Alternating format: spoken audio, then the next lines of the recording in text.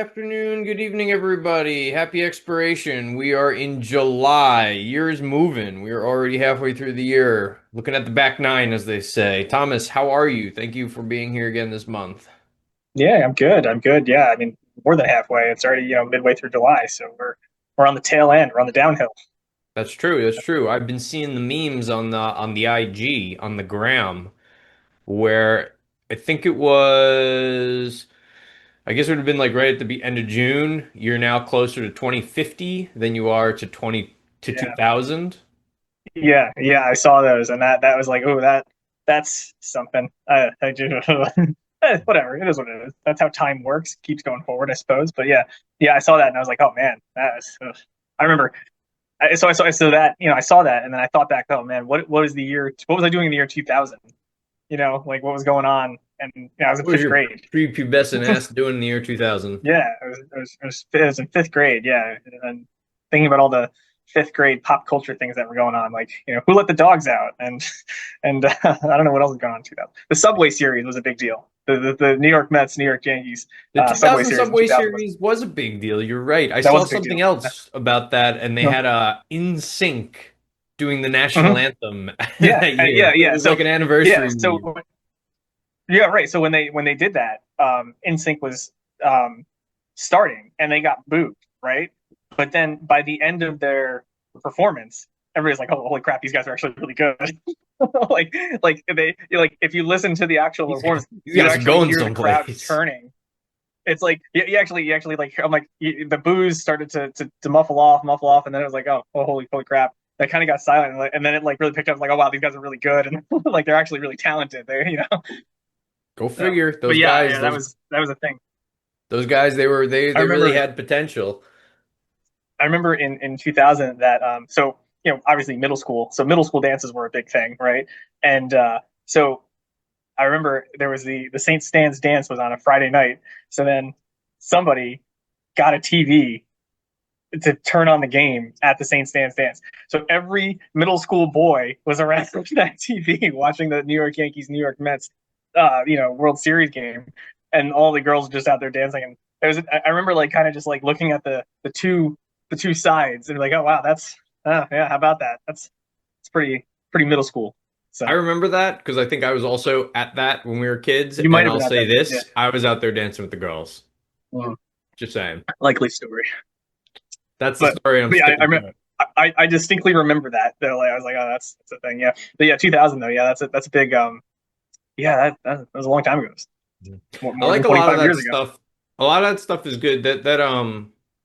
Some of them are like classic-y meme things, and others, some of that, the idea of like ratio analysis, magnitude analysis, a lot of that sort of stuff. I came across that when I used to go on trading interviews at trading firms. So they would always be the type of things where you had to, they give you just these brain teaser questions. They give you like the math questions and stuff. And I was never really gonna take a stab at some of the like the highest end places. Like if you go to some of the most, we'll call them revered quantitative firms, they're looking for like the PhDs in quantitative finance who know all of the underlying algorithms and logical tricks for all of that stuff, right? Mhm. The second, third tier places, like smaller shops or like broader shops, they would ask you stuff, but it would be stuff that you kind of like get through if you had like good head on your shoulders and you practice a little bit, like those brain teasers. So they'd ask you questions like, a million to a billion, is the same as this to that. Like they try to get Mhm. your sense of like sizing and things like, that nature. Or then, they'll say things, there's all sorts of brain teasers. One of my favorite is there's a number, think of the numbers 4 and 5, and then using a mathematical operator and those two numbers, give me a number that is between 4 and 5. And you can You only have the use the number numbers once. 4, you have the number Yeah, 5, you you have all you the can only use the mathematical numbers once. operators that you could use. What? Yeah, you can only use the numbers once. Well, what do you got? So four and five, in between four and five. So a valid answer would be 4.5. Very Like, good. That's the okay, answer. but but obviously using the operator, but that's what I'm saying. I just want to make sure that like, okay, there's no like weird stuff. So then you could, I mean, if you could use them more than once, then you could take 5 - 4 would be 1 multiplied by 4 divided by 5, which would be a fraction of 4/5. 4 divided by 5, and then add that to 4, and then you'd have a number in between 4 and 5. If you could use the numbers more than once. If you can't use the numbers more than once, then you would have to think of my mathematical operators. You already got the answers. 4.5 Probably. is the decimal point. Oh, okay, cool, got it. That's But the answer. the The point answer is isn't the think of a mathematical number between operator. 4 and 5. 4.5. Okay, but That how is that a mathematical operator? I was thinking when operator, I'm thinking like multiplication, division, um, like I was gonna start it thinking may like have, it may have cubed or been written something. as notation. It might have been like a Okay, mathematical notation of something. But okay, that's, yeah, so because I'm pulling from an interview right, question I had like 16 years ago. gotcha, right, right. Okay, well I passed, so I got the job. You would have passed that one. That was very good. Yeah, I had to go, yeah, I had to do all that junk. Um, Not very effective, I think, in no, choosing good candidates for a job, but no. nonetheless, that was what was done. Yeah, yeah. I'm going through that now. We're trying to find a good project manager, and it's interesting the level of people that are out there and who applies for certain jobs and people that have gotten through the system too that I've actually interviewed, what they actually are looking for and what their qualifications are very very different. And it's and also I think I think the Step Brothers interview scene really rings true, where Seth Rogen is interviewing the two of them, and they're sitting there in tuxedos. He's like, "Let's be serious. I get you just want to be around. You want to spend time around the guy. You don't want to be weird. Right. And They call it that some, like, go ahead. no, but I mean, like a big part of the interview process is like, are you willing to sit next to this guy for 40 hours a week? Like, is he a weird guy? I mean, can he get the job done? But like, is he gonna screw up the not the culture, but like the groove? Like you kind Sure. of have a groove there, and people like that sort of stuff. And we've had people come in and out of the group where like they screw up the groove. They weren't really like they weren't really into kind of the same stuff. It was hard to talk to them about other things outside of work. Like, there wasn't like that, I want to say camaraderie, but there's a level of commonality that you need. And sometimes people just don't really fit it. Like they might be able to do the job technically, but sometimes the personalities just don't mesh. And it's just created some I, rifts with some people. I think the importance of that is inverse to the size of the firm you work for. Because if you work at like some of the That's fair. big places in the country, you work at any of the bulge bracket banks, you work at any of the big energy companies, you work at any of the big insurance companies, pharmaceutical companies, like you're interacting with so many people in different departments that you're gonna run into all sorts no matter what. It's when you work at, say, Right. like a 50-person company and you're going to Like a be kind boutique of firm or something. chilling Yeah. with like the same three other Right. guys or people all day, every Right. day, that's when that Right. gets really important. Yeah. And that's a good point. And that makes sense. Like, because my division is a small group of people, but the company by and large is a fairly decent sized company. So you may not be your day to day interactions are with that small group of people. You're part of that larger crew, but like a larger company. But yeah, the day to day interaction is the thing that's really gonna make or break it. So I yeah, agree. I agree. we Well, yeah, and then you also have the problem of, well, this is one of the reasons I really enjoy a remote work is there's no, or a much smaller possibility of putting your foot in your mouth when you're doing that because yes, that groove, that camaraderie may rely on certain shorthand jokes, notations, right, styles, attitudes, which if someone new walks in and is suddenly like a big stick in the mud, they're gonna have a problem. right, yeah, yeah, and that yeah. So I have a unique challenge where like I've been going to the office 5 days a week recently, like, and I'm the only one in my division doing that. And it's one of those things where there's another. So my division is split over two offices. So there's three people up in a different office, and there's three people working out of my office. And I work out of my office. There's another guy that comes in like 3 days a week, and another guy that has to be fully remote for the time being. So so so literally it's just me and that other guy, talking, and then the three other people up north are remote, and they kind of have their own work, system up there, which is fine. It works for them. I'm not going to meddle with it. They get their work done. They're great. It's fine. But yeah, it's just me and that other guy. So like, you better get along because I've been there. and he's a great guy. So to be to his credit, like he's a great guy. He's a good morale guy. He's got a good sense of humor. He's fun to be around. So that really works out. I'm probably the stick in the mud. I'm the guy who's like he probably's like, "Oh, I gotta go with that guy. I've So known you for try to 30, be flexible. 30 years, and yeah, I would agree. You're probably the stick in the mud. Yeah, I am probably the person that's the problem. So, Yeah, but to his credit, he comes in, he's nice, he's good. So yeah, that was like you get. There's still remnants of that some places in Wall Street where you still have like the good old boys, that mm, attitude, which is definitely a thing far, far less so than it was, say, 20, 30, 40 years ago.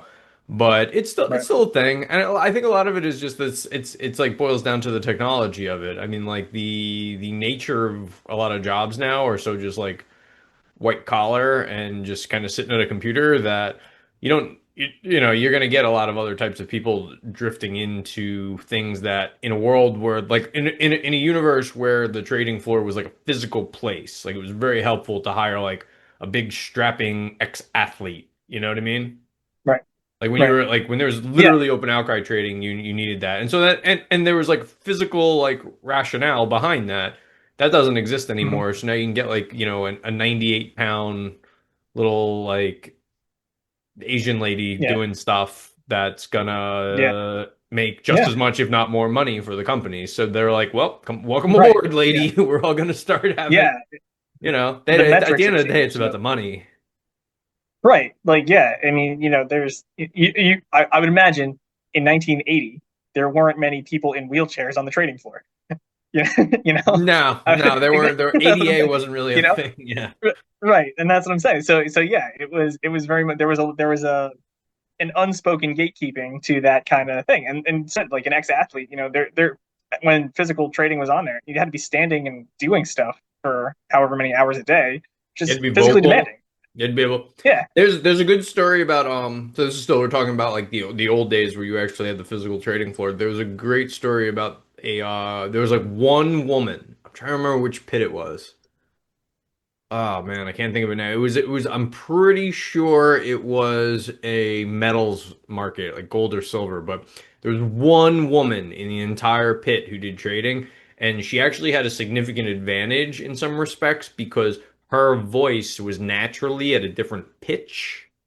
So her It voice pierces through stood all the out among the clutter. crowd in an entirely Mm. different wavelength. So she was able to Yeah. get her order executions off a bit more crisp than maybe any other Mm. generic dude with like a tenor kind of like, baritone, like James Earl Jones style Yeah. voice or.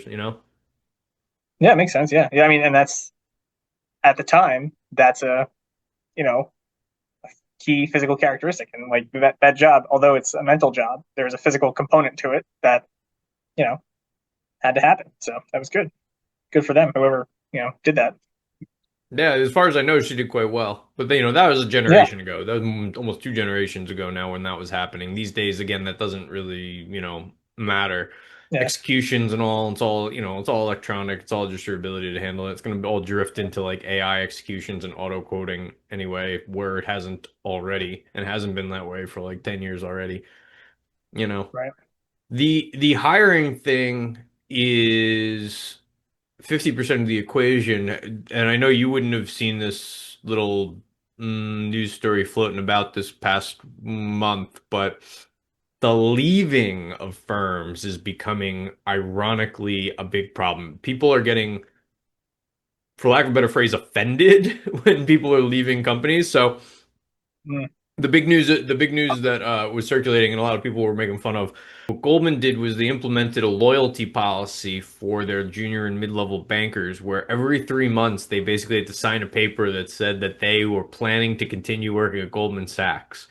And the For reason three this months. came about was because the way the kind of generic standard for moving up in the investment banking career is you get your job as an analyst out of undergrad.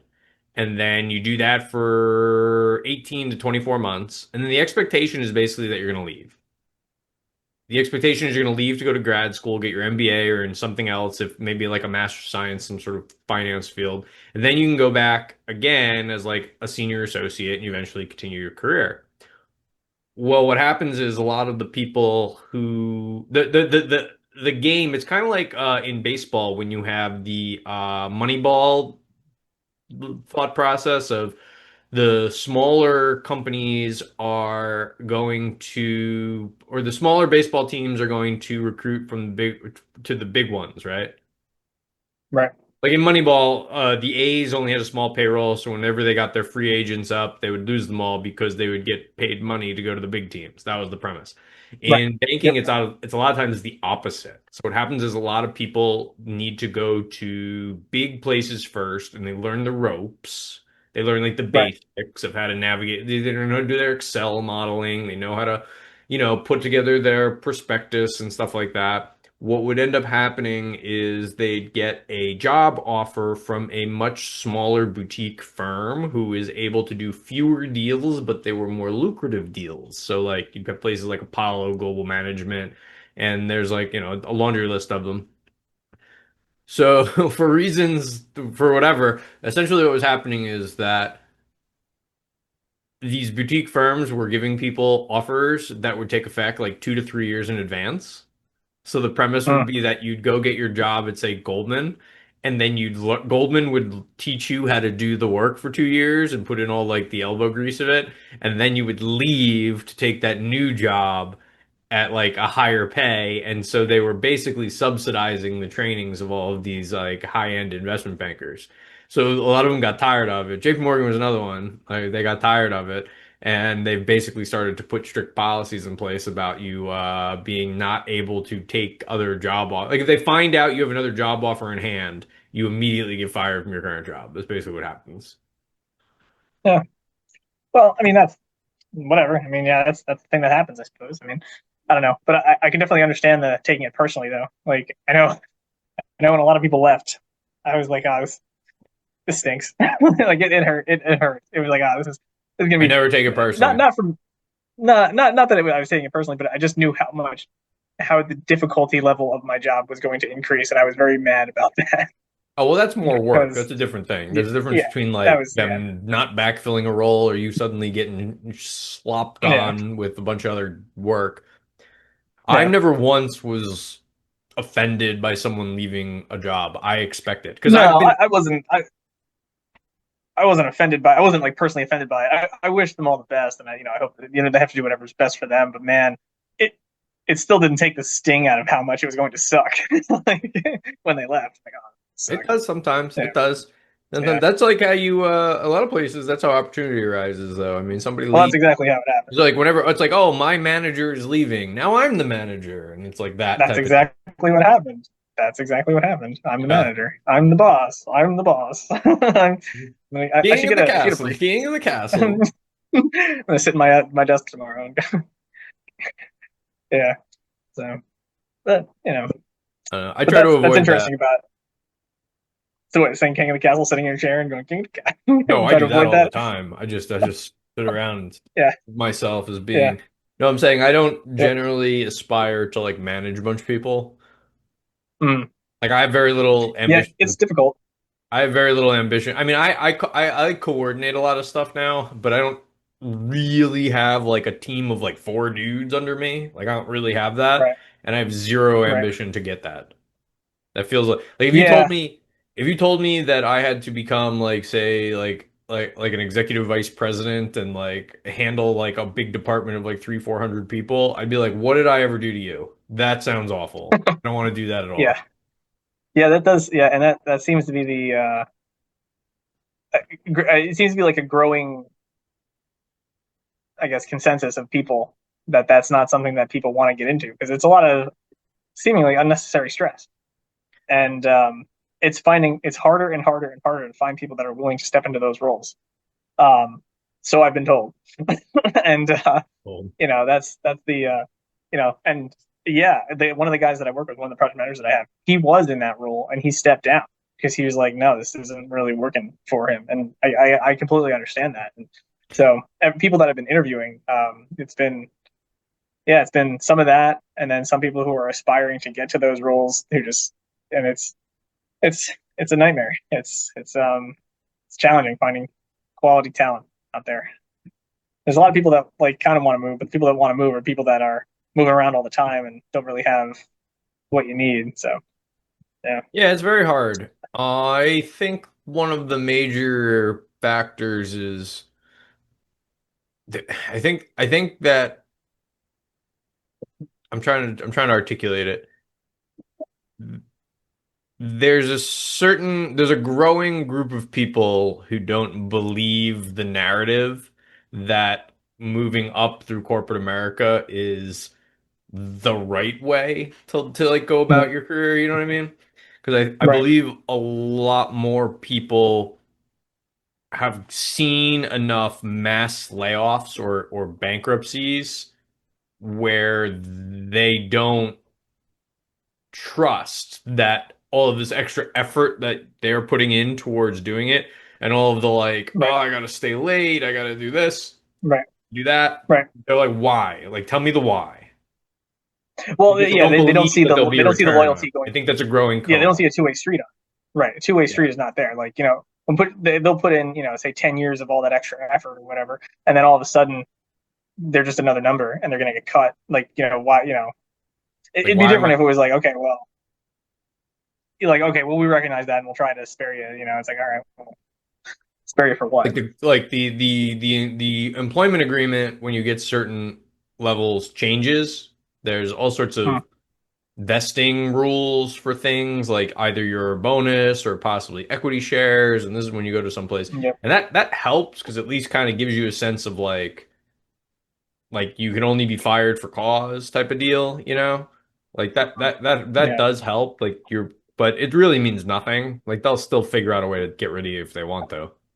Oh yeah, yeah. If they want to get you out of it, they'll get you in there. So it's one of the I'm in an interesting position where so in my company there are certain people that have the ability to commit company resources to contracts. Like they have signatory authority, so they can sign contracts with clients. So when you write a proposal, they have to accept it, and then we have to basically do that.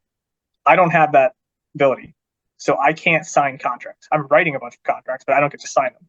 I know other people who are at different levels than I am at. Some, if you were to look at like across the company, technically slightly lower than I am, that have that authority, but I don't. So it's like a weird little mix of things there. But what I've heard is that if and when you get to that level where they allow you to have signatory authority, you can be fired immediately for almost any reason. Oh, really? It's the opposite. Because I thought you were gonna say yeah, like those guys are yeah, gold. no, no, because it's like they don't want to have a problem where that person can sign something unnecessarily. Like if they like were to write a contract and sign it and send it out, well, that's valid. And they're like, oh no, if something were to happen, you're out. Like you're done. Like you're terminated immediately. It's an interesting thing. So it's like getting to that level is like, oh, that's a little bit of precariousness. Obviously, there's other perks that go along with having all that stuff. Um, You get a bonus secretary? pools and things. No, no, no, definitely not. But Do it's you know anyone? Do you know anyone in 2025 who actually has like a personal secretary the way like Gordon no, Gekko would in 1985? no, no. So no, I mean, normally what'll happen is there's administrative assistants at the front desk that are doing a lot of that stuff, but not like a personal secretary. You know, Like I guess bringing some of someone the smaller, coffee? I guess they're like interns that do that. yeah, some of the smaller places have like you know the administrative assistant in the front is kind of like a personal secretary, but that's not like their job title. You know what I mean? It's not like there's you know Betty sitting out front who's with her beehive hair and whatnot. He's like, oh yes, Mister Whatever, I'll get you a coffee. None of that crap. Like No, I've never they're seen it. like typing all day. They're like Yeah, transcribing yeah, they like got their notes, typewriter. Yeah, like Mad Men yeah, style. Like they have like the steno yeah, yeah. cool ladies. Like that was like Mad Men style stuff. I Right. think No, there are some it's gone by people the who wayside. still definitely do for whatever Really? reason, and I'm sure that they like. my guess is 50% of them feel really awkward and like kind of like goofy about it, and the other half are like, look at my fucking like secretary. Look how amazing Yeah, I am. yeah, yeah, I just yeah. use I guess. Google Calendar and I'm good. Yeah, yeah. Hmm. No, I don't know anybody like that. I don't think I'll ever meet anybody like that. So Yeah, you never I don't know. know, unless you get a secretary. It's a weird world. Sometimes you end up at a you'll maybe like interact with a company, like not necessarily work with Hmm. them, but you might get like a glimpse inside of how they operate. Or maybe like you'll just meet like a Yeah, friend and they'll explain like their style. And you'll be amazed at how some places are profitable and a going concern when they are using like the most ridiculously old, antiquated styles and methods. yep. Like it's We talk 100% well, yeah, we happening. talk about that all the time. We talk about that all the time, and we wonder, like, so the big thing that I deal with is like construction costs and how certain projects, like, how is that even profitable? Like the amount of construction costs that it makes to do the project, and then what they're feasibly going to either be selling or leasing or whatever they're doing with the property. Like how does that performa work? Doesn't make any sense to us. So I don't know, but yeah, and all the wastes on some of those companies, like all the things that they spend money on, just doesn't make any sense. It's crazy, It but just keeps going. One of the yeah. more I think ridiculous claims that I'm hearing. So this is like about AI. So you're hearing Mm, about the general narrative, and actually on Tuesday, actually when this drops, it'll already have been published. But there are some real nitpicks about like the AI narrative that's going on about how there are some aggressive attitudes floating about, like for example, 50% of white collar jobs will be gone by 2027. mm, 2027. Like, give mm. them the benefit of the doubt and say December of 2027 is 2.5 years away. Like, Yeah, that's nonsense. Those things are nonsense. The reason mm, they're nonsense is because it doesn't take into effect normal capex cycles for big companies. Like, just because a new tool suddenly exists doesn't mean like it's right, gonna have like some 80-90% adoption rate within like 6 to 12 months. That's just not how it works. right, Like companies are going to like evaluate it and then set a schedule, and then they have to get the budget approved, and then they have to get the resources attached, and then they have to have a go live date, which will be like 18 to 24 months in the future, and blah blah blah blah blah. And then they have to do it, and they have to test it, and they have to, train on it. And they do all this crazy stuff because of regulatory reasons, compliance reasons, governance reasons, and mostly just momentum. This is how we've always done it. So the idea that in like right. within 2.5 years, AI is going to take over like a vast majority of white collar jobs, I think is nonsense. I think it's like a legitimate scare tactic that's just being parroted around. Okay. Yeah, I hope not. I have I hadn't heard that until this moment, but Fair. Okay, yeah, fair, fair. it's Like maybe yeah, like I am keeping like I subscribe to some of the newsletters and I am following what's going on in that space. But yeah, so one of the like AI 2027 is this like scary thing that's been floating around in circles, and they're basically making an argument for how like it's plausible that a vast majority of white collar jobs will no longer exist in like 2 years. And it's like this is not going to happen. There's like so many pragmatic things that prevent that from happening. Yet while all along you're seeing things like the markets are back right now. They're back, baby. Markets are at like all-time high mm, right now. Nvidia just hit $4 trillion in market cap, which is like a new mm, record across multiple yeah, factors. The reason is because they're, selling the chips that they're producing at such a high profit margin, along with just the overall revenue increases. Their problem, the PE on them is not that outrageous. I don't know what it is at this exact moment, but it's not that outrageous. All of that leads people to think like, oh my God, this is going to be like the savior of the world. AI is going to be everywhere sooner than later. The reality of the fact is like people like have to make an adjustment. They have to like implement a Yeah. plan that takes time. One of Yeah. the most interesting things I heard recently is that Klarna, so Klarna is that like buy now, pay later company that helps with the processing of that garbage. You know what I'm talking about? Nope. Okay, cool. So Klarna is a I don't know. company. I don't. It's a company that like prides itself on being very lean, very like, lightweight in terms of resources and just the way that they operate. So what they said they're going to do is they're going to replace all of their customer client support with AI. Okay, fine. Uh-huh.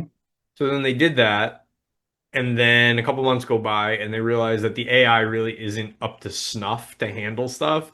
So they basically Right. paused it, and then they've started hiring back people because they're like, "Oops, this isn't quite as Yeah. good as we thought it was going to be." There were too many edge cases Right. the AI just wasn't going to handle, and they used the simple in the critique that I read. They used the simple analogy is like you call anything, you call Verizon, you call your bank, you call the insurance company, you call whatever, you get an automated system, how quickly do you dial zero just to get the damn representative so you can make some headway? Right. Exactly. I do that Yeah. all the time. Like if I have to call somebody, I'm like zero. I don't need to like fumble through the press one, the press two, the press three, punch in your number, punch in your social, punch in your whatever invoice number. It's like no, no, just give me the rep because I have a problem that is going to be worth me calling you in the first place. Right. Exactly. Yeah. It's one of those things where it's like the reason I'm calling you is because it's not something that can be easily resolved. The website If can't it was fix easily it. resolved. Yeah, like I Right. had to call Fidelity actually. Like Mm. I had to call Fidelity Yeah. because their website wouldn't allow me to open up a 529 for like the new kid. Hmm. It wasn't allowing me to do it. And so then I had to Right. call them to be like, like I can't do like your website. I mean, it was like your website sucks. Like, how can I not Yeah. open this very standardized account on one of the biggest custodial institutions on the planet? I Right. had to explain to them what I needed, and then they had to look it up, and then they had to transfer me to another department, and that lady needs to look it up, and then blah blah blah. And I went around, and then eventually, like I got hung up on, and I had to call them back, and it was like this terrible customer service experience at Fidelity.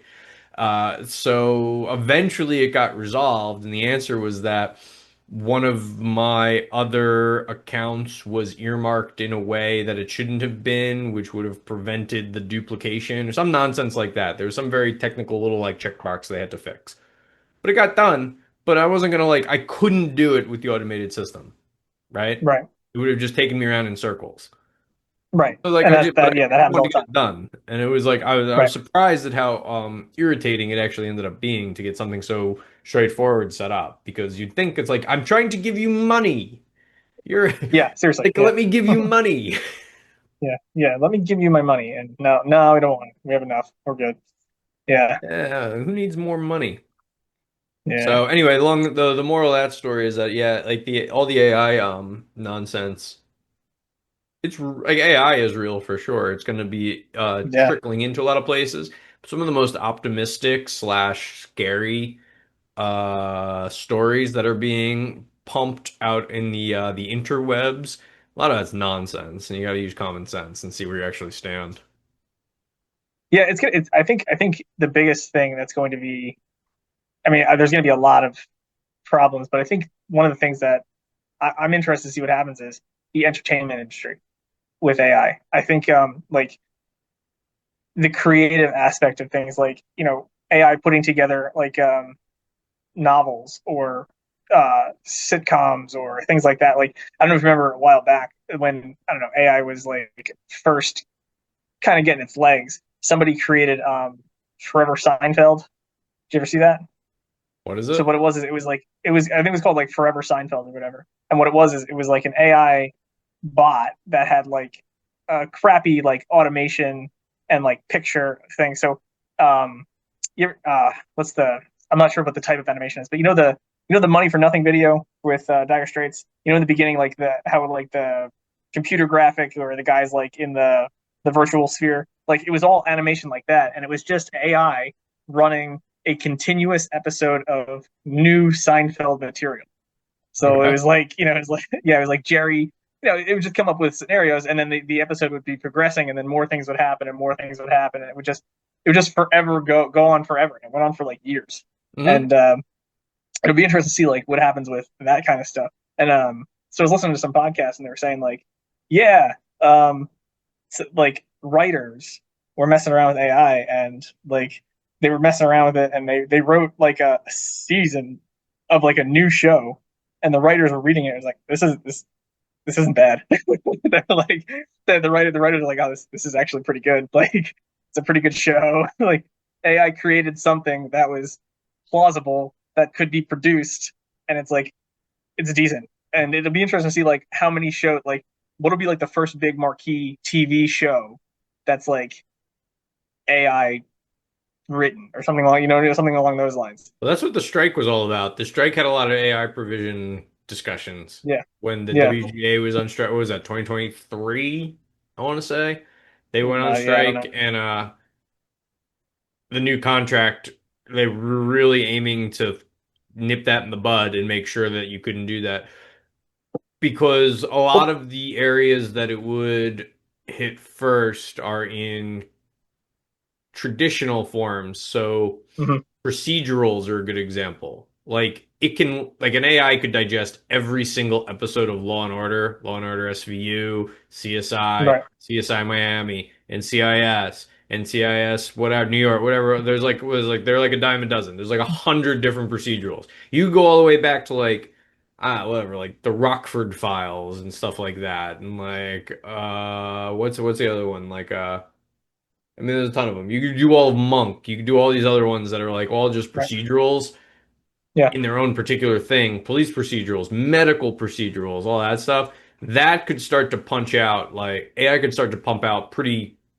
like you tell me this episode of Law and Order was written by AI versus written by everyone else, and it's still about like it's just like oh the babysitter got killed by the neighbor who has like a yellow dress fetish because she was wearing a yeah, yellow dress and blah blah right, blah. yeah, You're like, is that more or less conceivable than every other one of the 498 episodes that they have? Maybe no, not. yeah, right, yeah. Um, I, I don't know. Yeah, it'll be.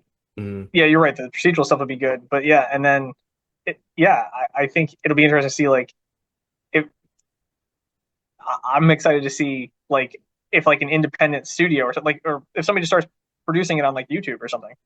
Like if somebody just got AI to write scripts and they figured out a way to just like do it, well, okay, well, who's going to stop them? It's an independent person doing something.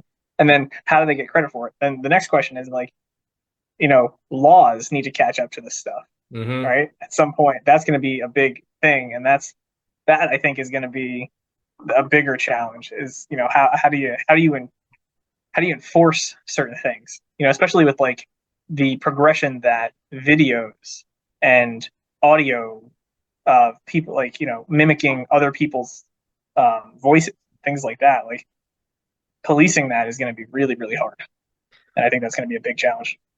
Yes, it's going to be a problem. I mean, they're going to have to figure out new solutions for it.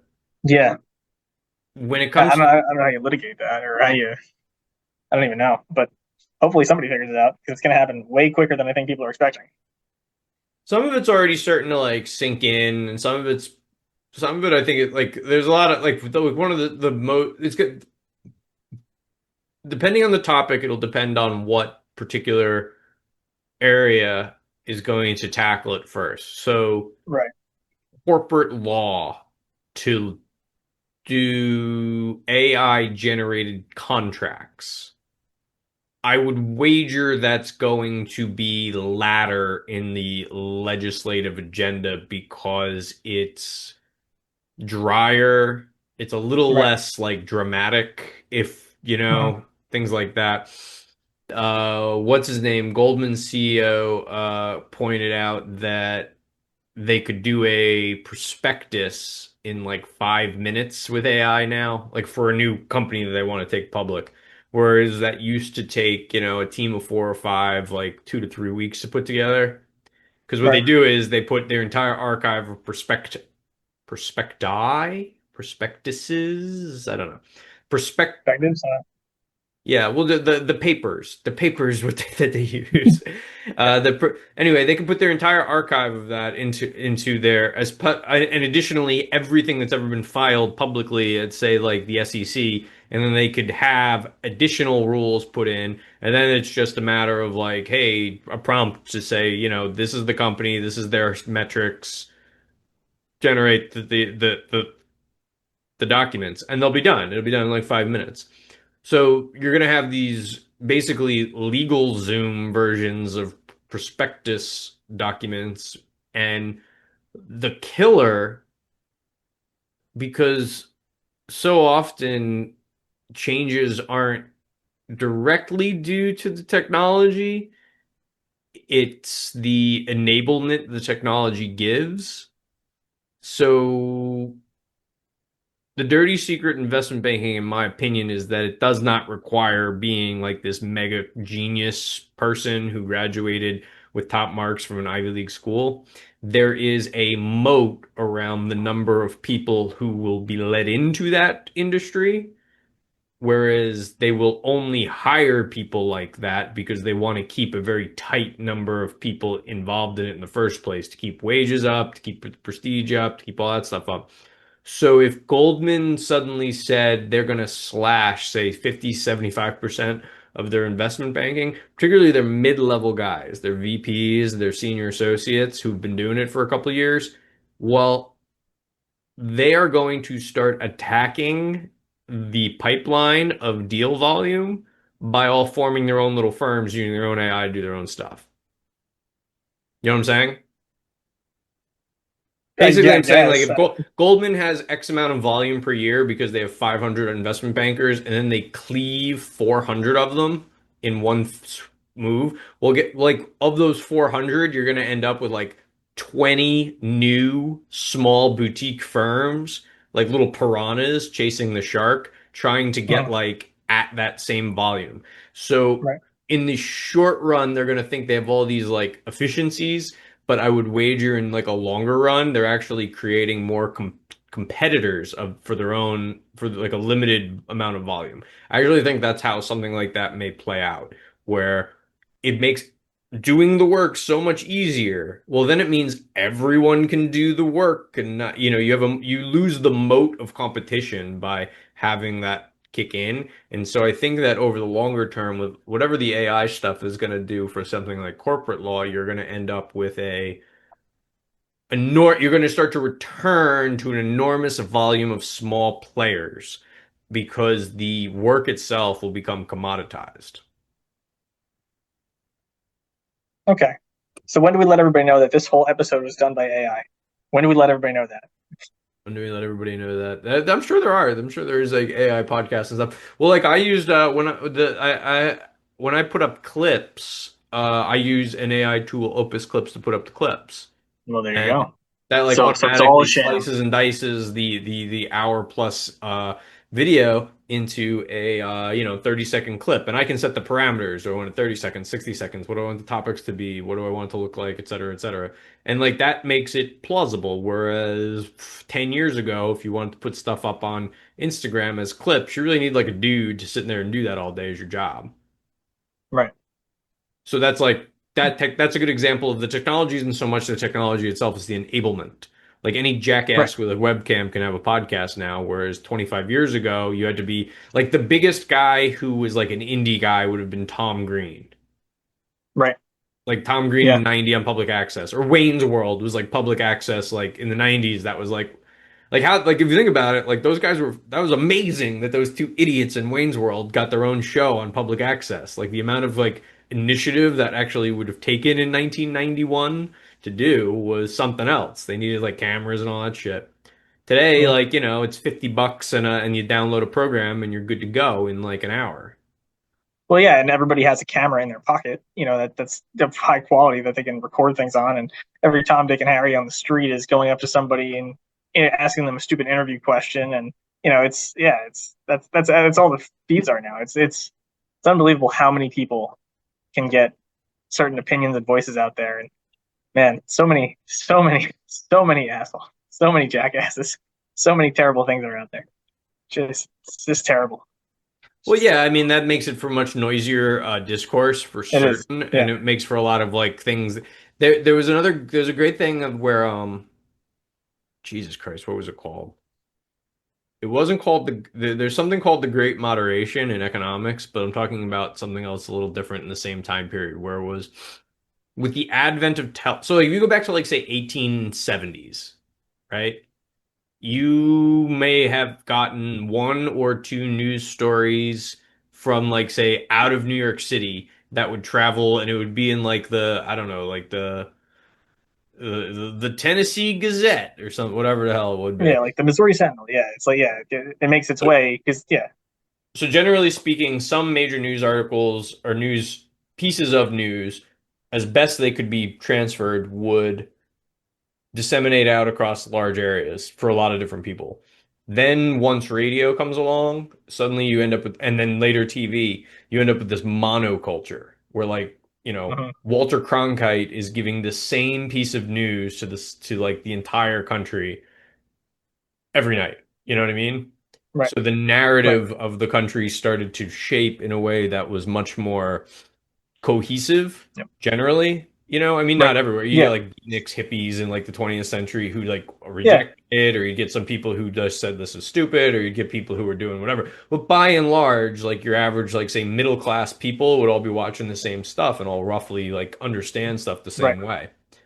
That idea of being able to do that was the argument is like that was actually like that was an aberration, not the norm, Hmm. right? Like you'd think like because back you go get back to the 1870s and everybody's sort of just like talking to like the guy down the street from him and that's how he gets his Right. news. What else are you going to do? There's Makes sense. nothing. Yeah. And a lot of Right. it is hearsay, a lot of it is trust, a lot of it like there's you ever see like a Western or something like True Grit or something like that, where like they're in a courtroom and it's like they don't have DNA evidence, there's no cameras, it's just my word Right. against Right. Right. yours on like every single case. Like how Right. did they ever decide what actually happened when it was just like this guy says he did it, that guy says he didn't do it? Like you just that's all you have to Yeah. go Right. Yeah. off of. Exactly. Yeah. Yeah. Right. And it That's was a good like point. that for basically all of history, right? Like if you go back Yeah. to the I Middle never. Yeah. Ages, they'd have that. That was like Yeah. all of a sudden you had these like tools like a radio, television recordings to allow that sort of thing to give some lens or some perception of like objective truth because it was like this is what everybody is agreeing is happening or seeing or hearing. That was really like a blip because now like you have social media and you have all the fractured stuff, so everybody is getting their own stuff. Like I guarantee you the news feeds that I listen to and watch are very different from the ones you might be, which is different from the third Yeah. guy, the fourth guy, and the other guy. All six people who listen to this podcast are probably getting their news from different sources. And that's just Yep. what it is. Like it's just, like Yeah. we talked about this last month. Like I cherry pick a lot of like conservative, moderate, and liberal stuff to get sort of like an idea of it. But even still, Right. then you'll turn somebody will be like, "Well, did you hear about such and such? You should be listening to Right. this thing." And I'm like, "I'm never Right. gonna do Right. that." Right. Like, guys, 24 hours a Right. day, I'm not Well. gonna do that. Yeah. I know. Yeah. I never really thought about that. Where you brought up like yeah, like before. I guess from the end of World War II to like I guess I don't know 2000. Let's say like there's 50 years from 50 to 2000. Like that was yeah the monoculture like really existed and everybody was listening to the same things. Everybody had the same. There Like was a everybody owned Thriller. Like yeah. everybody was excited for like Terminator 2 coming out. Right, Like yeah. like Frantic Comes massive Alive like was in every home in New Jersey. right.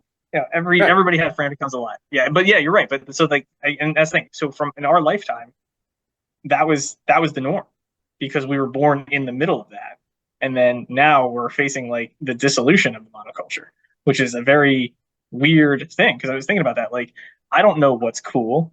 I don't know what's hip. Like I was thinking about that. Like I, I went to a wormhole the other night where I was listening to You I went to was what? just like like a wormhole like going through like clickbaits and stuff like trying to figure like listening to new music because like I don't know who's popular. I have no idea who's like what are the new artists nowadays. Like I have no idea. Like people like I I I was like actively trying to search out like what is popular, because there's so many fractured segments. Like I have no idea like what's going on. So I think the fact that like a cultural phenomenon pierces through and can get through to everybody now is such a monumental feat. That is massive. Like Taylor Swift's Eras tour, like everybody knew about that, and everybody like that was Right. a cultural phenomenon. That was Like that was massive, and those the things fact that are that was so fewer big and it's much there are far fewer things that will grab the attention of the country of everybody. of everyone. Yeah. Yeah, exactly. And that was one of those things. Yeah, and that's it. Yeah, like even now, like even like the Super Bowl, like isn't like like it's huge, but like there are people that just don't give a shit about that. And like it's to me, it's like okay, that's interesting to think about. But like the one thing that I guess goes over my head is music, right? So I was I was trying to find like what are the popular songs now, and like people talk about. I hear names of like artists and things like that. I'm like, okay, I hear these names, but I have no idea what their songs are. So I was listening to I don't know if you ever see like the NPR Tiny Desk concerts. You ever seen that? No. Nope. So basically they'll get like I don't know every week or whatever they'll have like a new artist or something, and they'll do a concert in like an office that's like at a desk, and it's interesting. You hear some good music, whatever. So they have a lot of artists on there. So I was trying to find like okay like um I was just scrolling through that just to see like, hey, is there something there that I should like listen to? So like Sabrina Carpenter was one. Like I've heard the name, I've seen the face, I could recognize her, but I have no idea like what her songs are. So she did one, and I listened to hers, and okay, that was interesting. Like her style of music, okay, fine.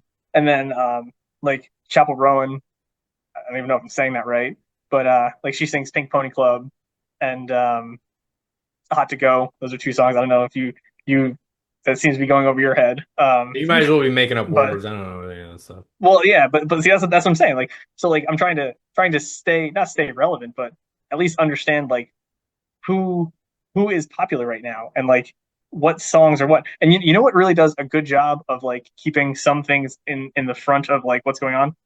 The You ever watch Hot Ones from First We Feast on YouTube? Is that It's the the Hot chicken Wing wing. show? Yeah, Yeah. yeah, where Sean Evans interviews somebody and they have ten hot wings and they get hotter and hotter and hotter. So like when that first came out, like I watched that when it first came out, like in its infancy. Like I saw like the first season of that, and then I've watched it since then.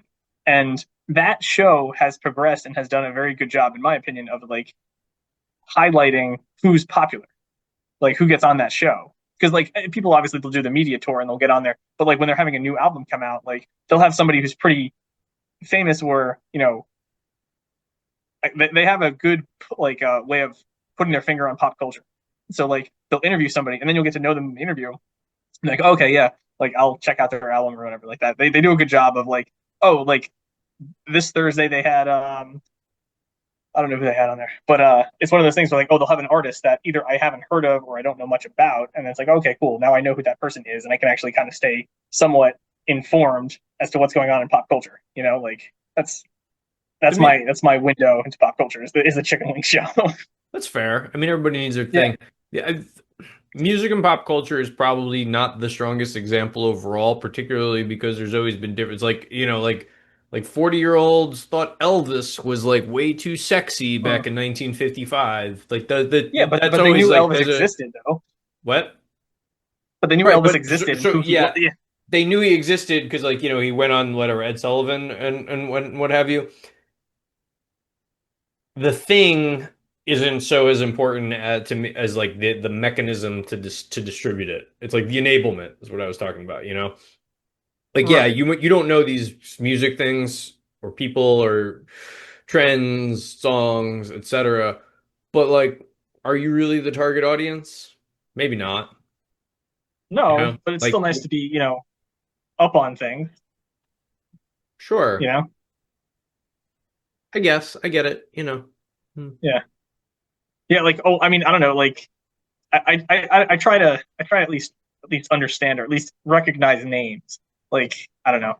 Like I guess was it last Super Bowl? I guess like Kendrick Lamar was the Super Bowl halftime show.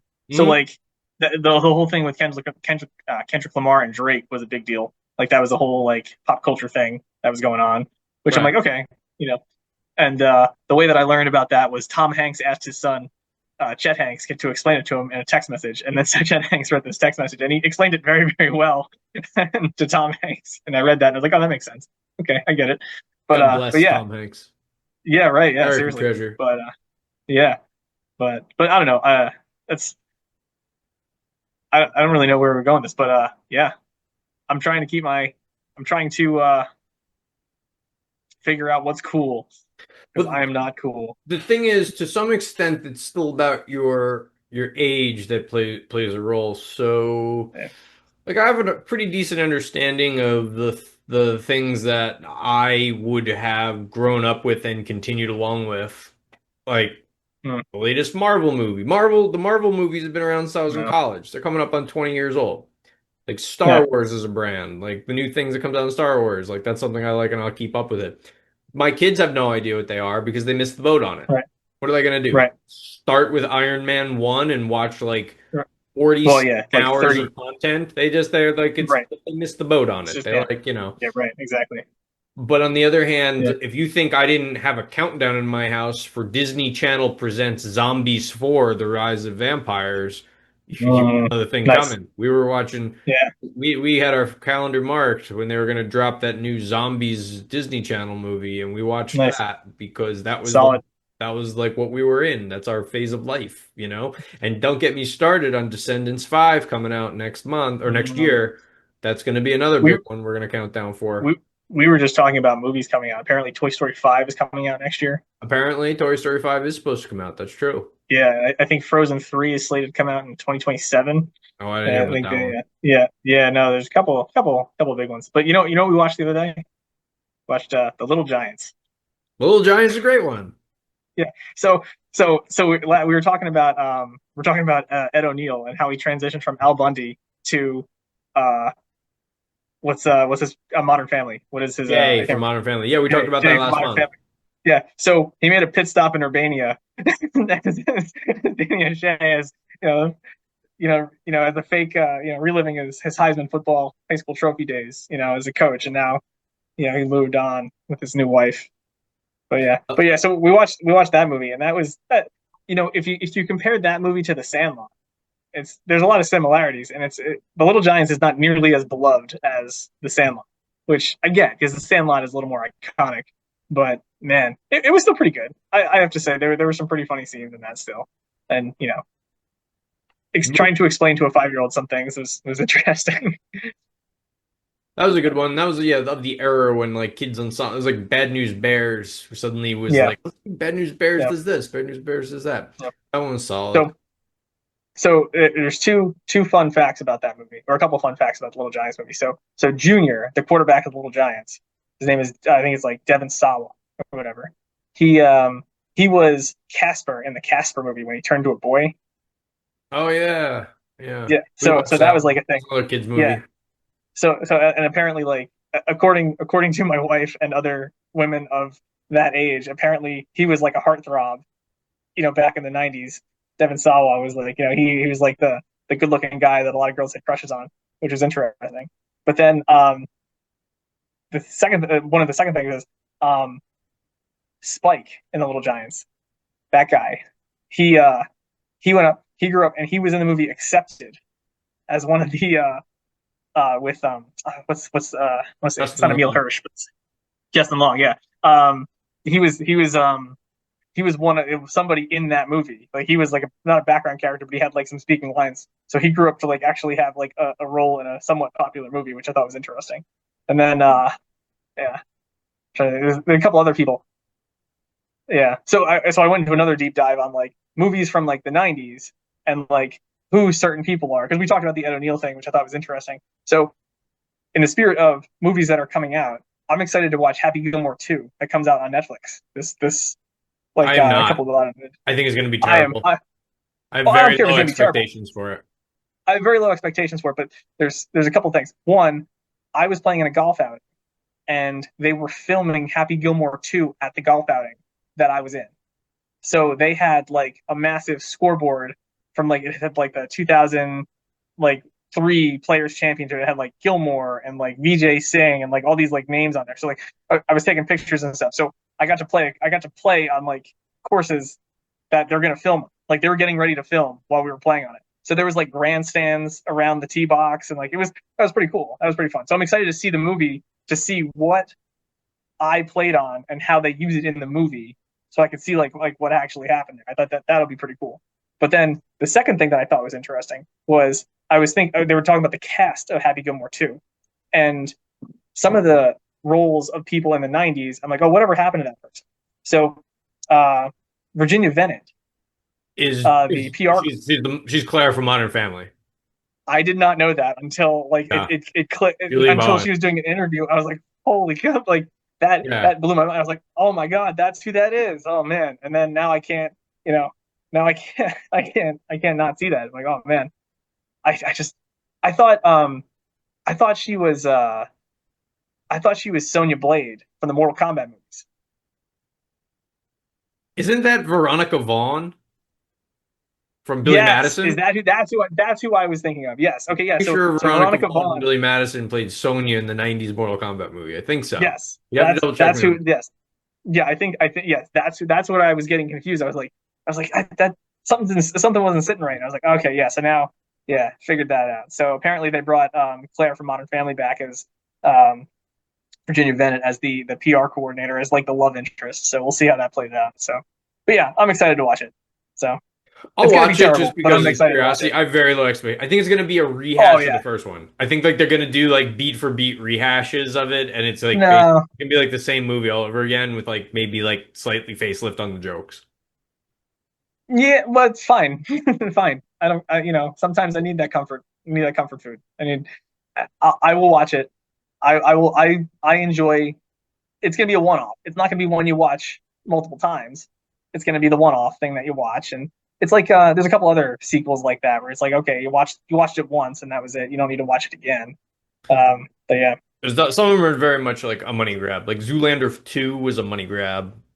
yeah, yeah, same concept. Like That you'd goes watch back further. Zoolander, You get like Caddyshack 2 was like this, like nobody gives a crap yeah, about that. and there's like The Sandlot 2, Home Alone 3, Yeah. you know, Yeah, those just keep yeah, going and going. yeah, yeah. So, but yeah, I'm excited for those things. So I don't know. I'm excited for Happy Gilmore too. I hope it exceeds expectations. The expectations are very, very low. So yeah, I hope you're wrong. yeah. Well, okay. Well, well, do you have anything else you want to talk about this month? Because we blew through Well, this hour. This is a fast hour, yeah, I'll I tell know. you.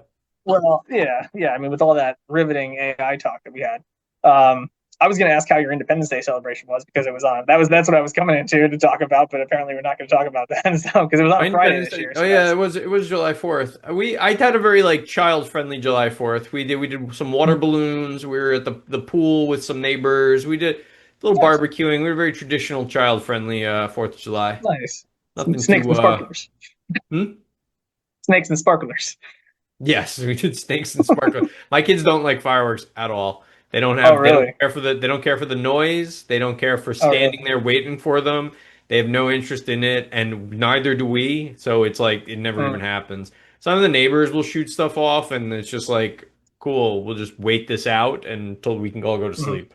None of us have any intent No, to deal with it it. was kind of a big deal for us this year. That was like a big thing. Like so in years past, one of our neighbors had a party, and they didn't have this party this year. But right around the corner from us, there's a big park, and they had the party, and then somebody would go to that park every year and shoot off like a big fireworks display. So that was kind of like a thing. Now this is like kind of the first year that my oldest would be like being able to kind of like stay up for it, but because then our neighbors weren't having that party, so we're like, okay, we don't want to rely on some random guy showing up to the park to shoot off fireworks as like the firework activity. So our, we're looking up fireworks in the area, and the amusement park like 10, 15 minutes down the road from us was doing fireworks all 3 nights, Friday, Saturday, and Sunday. So Friday night we went to a park around like where you could see them, and that was awesome. That was a lot of fun. That was like a lot of people, a lot of very and great fireworks show. And when you were sitting there, you could see like 2 or 3 different fireworks shows, like professional shows in different areas. So that was pretty cool. So like while we were waiting for the main one to go off at a half hour earlier, there was another one going off in the distance that you could see. So that was pretty cool. So it was fun. It was a good time. It was yeah, fireworks were kind of big this year for us. That was like a thing that we did, and both kids loved it. So that was good. Not saying there's anything wrong with They them, liked just saying they're not for they liked us. the firework thing. They liked the firework thing, but they didn't like the traffic leaving. They Oh were yeah, very much like, this sucks. Yeah. that's the I was like, rub. It's yeah, like, like, oh, well, you gotta get this is part of it. gotta get there an hour early. You gotta sit there and stare at nothing until they start, and then it lasts 15 minutes, and then it's an hour to get out of there. It's like, all right, well, Exactly. I'm like, hey, this is part of it. This is what you got to do. Yeah. So that was the thing. Yeah. And then we did, snakes and sparklers. snakes and sparklers. Yeah. Way to Those do are the it. only ones that I like. The only ones that I like, the only ones worth doing. You're telling me you ain't have no screaming meanies and whistling bongo? Yeah. Hoosker do's, Hoosker don'ts. I could. I know it's wrong. I can't say the words, but all Joe right. Well, George's great again. you know what? We've blew through some topics this month, and we got our groove back after our first return last month. Next month we're going to see August already, and we're looking at our third annual on location summer podcast will be coming up. So I'm looking forward to that. I have to look to see what kind of crew we have together for that. But we'll have that. We have the Substacks that'll still be dripping out. We got the store. The store's been going good. I am an international haberdasher.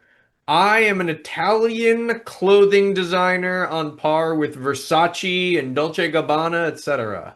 In that, I sold one hat to an Italian man. In Italy, In or Italy, the yeah, guy down the yeah, street. yeah. Like in Italy, yes, yeah. Like I had to Cool. like mail Nice. the thing to Italy. That's correct. Cool. Nice. Good for you. Yeah. Congratulations. That's a big monumental moment there. International haberdasher for gentlemen Yeah. of fine fabrics. There you go. What did you sell? I sold, yeah, that was a weird thing. I mean, God bless him. I hope he enjoys it, but because he's now on the subscription list. Of But course. it was a hat that was about the New York Yankees, which was like of all the things, it was like, all right, well, I guess they like the Yankees in Italy too. God bless them. Yeah, why not? Yeah. It might be, I don't know, whatever. Good for him. Might have been somebody buying some. Was the shipping address or the billing address? I don't know if you see the billing address, but Well, the if the shipping shipping address address was was somebody, Italy, yeah. yeah, well, if the shipping address is like somebody from the United States could have bought it and just shipped it to him. Like it could be like somebody who lives in New York or whatever. I don't know. Doesn't matter. Awesome. International. International haberdasher. Uh, all Add right. that to your resume. Stick that in your pipe and smoke it. Yeah. Damn right. Damn right. It's good to Yeah. have a hobby. It's good to have a backup plan. I'm gonna compete Yeah. with Versace if I ever get laid off again. All right, Hmm. everybody. Well, we will be back next month on location down the shore for our third annual session in live. I was gonna say in living color, but that doesn't make sense. Beyond that, we got the Substacks going each week. Instagram still a thing. We got and then the Etsy store, which has been grinding away, generating enough cash to keep everything else paid for. So that works. Yeah, good. All right, we'll see everybody next month. Thank you. Sounds good. See ya. All right.